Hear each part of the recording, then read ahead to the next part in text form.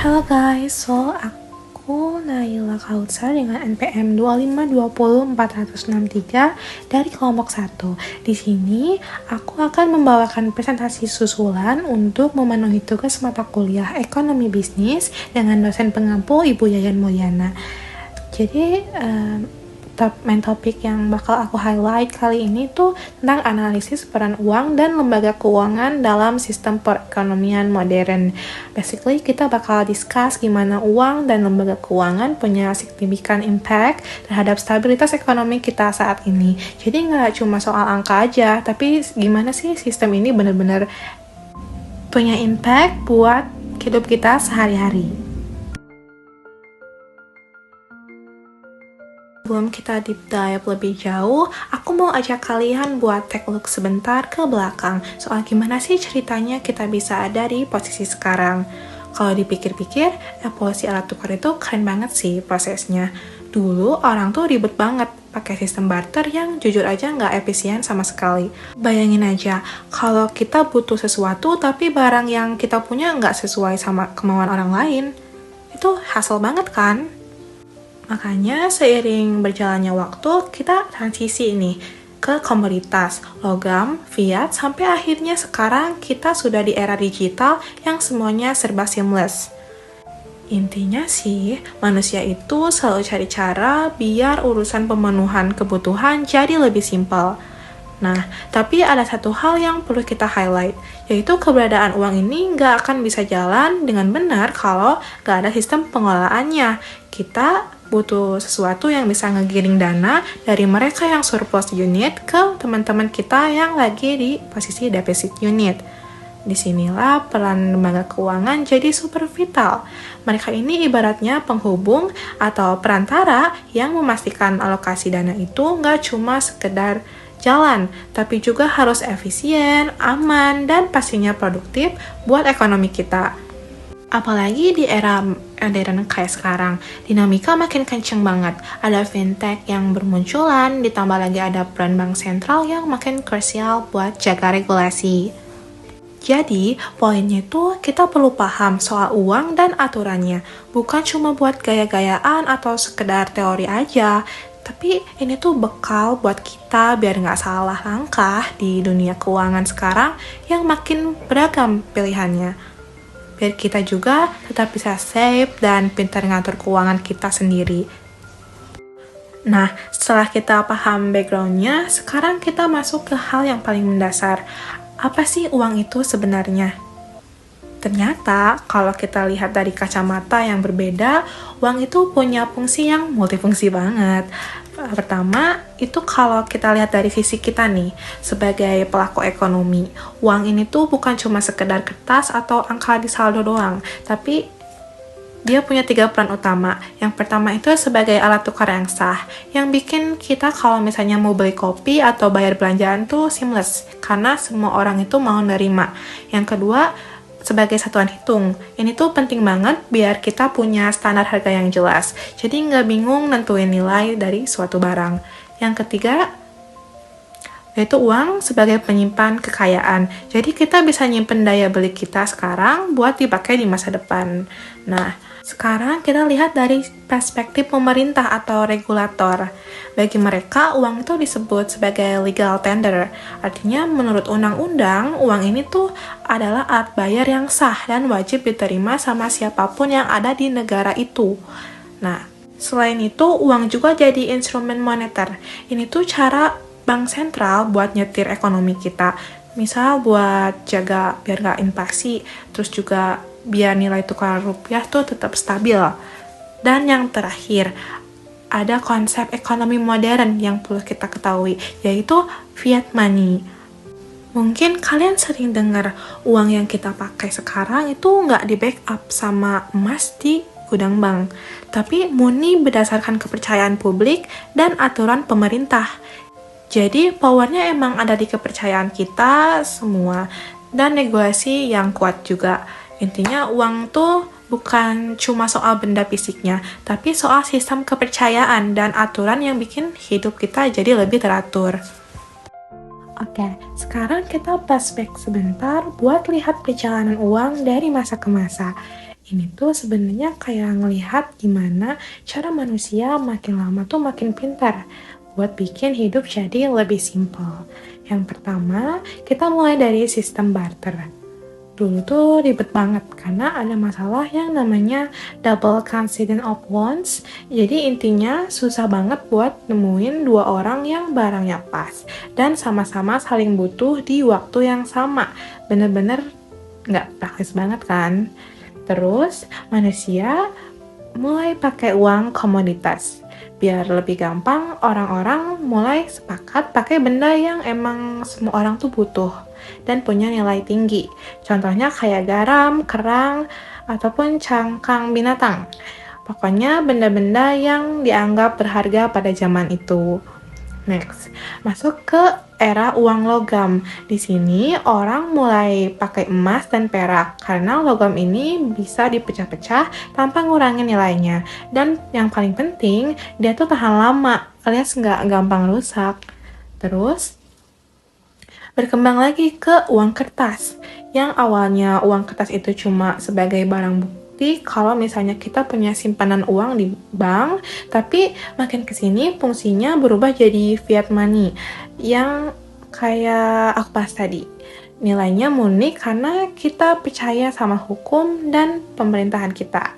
Sampai akhirnya sekarang kita ada di era uang digital. Sekarang semuanya sudah serba non-fisik. Ada e-money, dompet digital, sampai sistem pembayaran elektronik lainnya. Semuanya jadi lebih seamless karena kebantu banget sama yang namanya fintech. Jadi sekarang kalau mau bayar apa-apa tinggal scan atau tinggal klik, bahkan nggak perlu repot-repot bawa dompet tebal lagi. Nah, mungkin kalian pernah mikir, oke, aku tahu kok uang itu apa, tapi pernah nggak sih mikir kenapa sisi dia itu bisa seberpengaruh itu buat hidup kita? Jawabannya ada di fungsi asli dan tingkat efisiensinya. Nah, yang pertama kita lihat lagi fungsi dasarnya. Uang itu jadi medium of exchange atau alat tukar yang diterima semua orang. Jadi kita nggak perlu lagi pusing buat nyari orang yang mau tukeran barang secara pas dan sukarela. Terus, uang juga jadi unit of account atau standar hitung.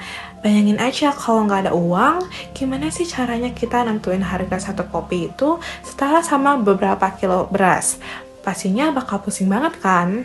Dan yang terakhir, uang itu jadi store of value, tempat kita nitip nilai kerja keras kita sekarang buat dipakai di lain waktu. Terus, kenapa sih uang tuh jauh lebih oke dibandingkan sistem barter? Yang pertama, dengan adanya uang, kita say goodbye buat masalah barter. Uang bener-bener ngehapus drama double coincidence of wants yang tadi kita udah bahas. Terus kita nggak perlu lagi tuh nyari orang buat nukerin barang. Lalu yang kedua, nilai standarnya jelas. Dengan uang, semua barang tuh punya label harga yang baku. Jadi kita bisa bandingin harga dengan gampang. Mana yang lebih worth it, atau mana yang lebih overpriced. Yang ketiga, praktis dan fleksibel banget. Uang itu didesain biar tahan lama, nggak cepet rusak, dan yang paling penting gampang dibawa kemana-mana. Plusnya, uang itu punya pecahan kecil, jadi kalau kita belanja yang harganya receh pun, transaksinya bisa tetap jalan dan lebih smooth. Sekarang kita breakdown dikit soal jenis-jenis uang, karena ternyata uang yang kita pegang atau yang ada di aplikasi itu ada kategorinya masing-masing. Yang pertama ada uang kartal, ini yang paling sering kita lihat fisiknya. Uang kartal itu alat pembayaran resmi yang diterbitkan langsung sama bank sentral. Isinya ya uang logam dan uang kertas yang tadi kita sebut sebagai legal tender. Pokoknya uang yang wajib banget diterima di seluruh negara itu. Yang kedua ada uang giral. Kalau ini sebenarnya tuh saldo kita yang ada di bank. Uangnya nggak kita pegang langsung, tapi bisa kita pakai kapan aja buat transaksi. Kita pakainya lewat instrumen kayak kartu debit, transfer, atau kalau yang masih pakai cara konvensional bisa lewat giro. Nah, kalau dilihat dari nilainya, ada dua istilah yang menarik nih. Yang pertama ada full body money. Ini tuh uang yang nilai bahannya sama persis sama nilai yang tertera. Contoh simpelnya kayak koin emas zaman dulu. Yang kedua ada token money. Ini kebalikannya. Dan ini yang paling banyak kita pakai sekarang. Nilai bahan pembuatannya, misal kertas atau logam yang murah, itu jauh lebih kecil daripada nilai nominal yang tertulis di situ. Jadi ini nilainya lebih ke nilai kepercayaan tadi.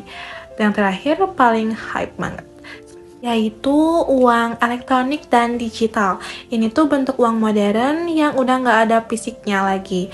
Semuanya tersimpan ke dalam sistem pembayaran kita, mulai dari e-money, mobile payment, sampai sistem yang basisnya server. Ini juga bikin gaya hidup kita serba praktis sekarang. Setelah kita bahas soal uangnya, sekarang kita masuk ke siapa sih yang mengelola ini semua. Jadi sekarang aku bakal bahas soal lembaga keuangan. Simpelnya gini, keuangan itu adalah institusi yang tugasnya jadi tempat buat ngumpulin dana dari masyarakat. Terus disalurin lagi buat modal usaha atau investasi perusahaan. Jadi dia nggak cuma soal bank aja, tapi juga lembaga non-bank lainnya. Terus, kenapa peran mereka ini penting banget buat kita? Ada dua fungsi utamanya. Yang pertama itu bikin transaksi jadi lancar. Mereka ini nyediain alat-alat pembayarannya yang kita pakai sehari-hari biar praktis dan gak ribet. Yang kedua, menyediakan likuiditas. Maksudnya mereka tuh bantu kita biar aset atau uang yang kita simpan itu gampang ditarik atau dipakai pas kita butuh dana tunai mendadak. Nah, peran paling kerennya adalah sebagai perantara keuangan. Mungkin kalian pernah dengar istilah financial intermediary. Intinya mereka itu jadi jembatan. Di satu sisi ada rumah tangga yang punya dana lebih atau surplus, dan di sisi lain ada perusahaan yang butuh modal atau defisit. Nah, lembaga keuangan inilah yang optimalin dana itu. Uang yang tadinya diam aja di tabungan itu sama mereka diputar lagi jadi modal usaha atau investasi yang produktif. Jadi uang gak cuma mengendap, tapi beneran bisa bantu muter roda ekonomi kita semua. Sekarang kita bahas bosnya para bank, yaitu Bank Sentral. Di Indonesia, ya namanya Bank Indonesia. Tugas mereka ini super krusial banget, karena mereka yang jagain stabilitas ekonomi kita biar tetap aman dan sehat. Nah, tanggung jawab utama Bank Indonesia tuh apa sih? Intinya, mereka yang jagain nilai rupiah kita, jangan sampai inflasi terlalu tinggi atau nilai tukarnya yang goyang banget, karena itu impact langsung ke daya beli kita semua. Lalu ada 4 peran strategis yang perlu kita tahu. Yang pertama itu ada kebijakan moneter. Mereka yang atur suku bunga acuan. Mungkin kalian pernah dengar gak sih istilah suku bunga naik atau turun? Nah, tujuannya ini buat ngontrol seberapa banyak uang yang beredar di masyarakat, supaya harga-harga barang yang nggak tiba-tiba melonjak tinggi. Yang kedua, pengelolaan mata uang. Cuma BI yang punya hak buat nyetak dan ngatur peredaran rupiah. Mereka juga yang rajin narik uang lusuh atau rusak buat diganti sama uang yang baru, biar kualitas uang kita tetap bagus. Yang ketiga, pengawasan sistem pembayaran. Ini yang paling berasa di kita sekarang, yang bikin kita bisa pakai QRIS di mana-mana. BIPASS ini yang bikin transfer antara bank jadi lebih murah. Dan yang keempat itu lender of the last resort. Ini tuh istilah keren buat peran BI sebagai penolong terakhir kalau ada bank lain yang kesulitan dana mendadak.